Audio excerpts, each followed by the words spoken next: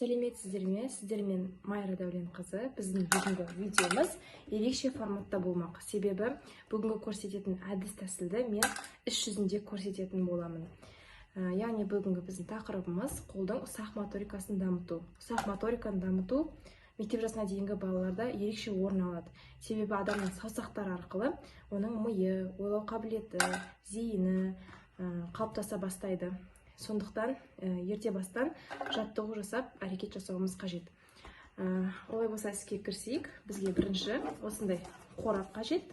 Яғни бүгінгі менің көрсететін әдісім ол үй жағдайында ешқандай артық заттың қажеті жоқ, барлығы үйден табылатын заттар. Осылай қорапты түрлі түсті қағазбен жабыстырып, баланың назарын аударатындай қылып жасап алдым. Енді осы қорапты біз мынадай таяқшаның немесе қайшының көмегімен тесетін боламыз. Яғни уже мен бірнеше тесіктер жасап қойдым. Дәл солай жасаймыз. Осылай. Өздеріңізге ыңғайлы басқа да бағыттарын тапсаңыздар, солай тесе беруге болады. Сонымен қатар осы жерде түрлі түсті қағаз емес, тіптен суреттер жасауға да болады. Ол сіздің фантазияңызға және баланың жасына байланысты.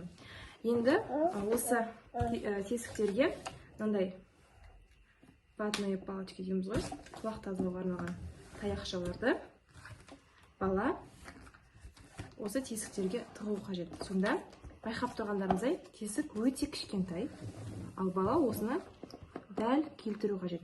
Яғни баланың тұрақтылығы, зейіні осы кезде дамитын болады.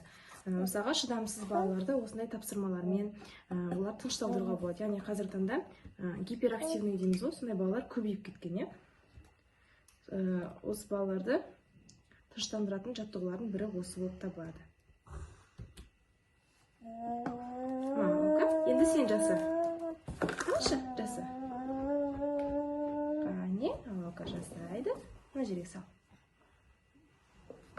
Алаудың жасы 1 жас 6 ай. Міне өте оңай оған алау үшін. Бұл ойды ойнаған кезде баланы жеке қалдырып кетуге болмайды. Міндетті түрде баланың қасында отырып, оның әрбір істеген қимылдарына, жасаған тапсырмаларын дұрыстығын мақтап отыруды ұмытпаймыз. Сол кезде балаға мотивация болады. Одан ары қарай жасай беруге деген ынтасы арта түсетін болады. Соңына дейін бізбен бірге болып тамашалағандарыңызға рахмет. Соның ішінде алауға рахмет. Егер сіздерге біздің бүгінгі форматтағы видеомыз ұнаған болса, пікір қалдырып кетіңіздер. Міндетті түрде алдағы уақытта тағы да бұдан да қызықты ойындармен бөлісетін боламын.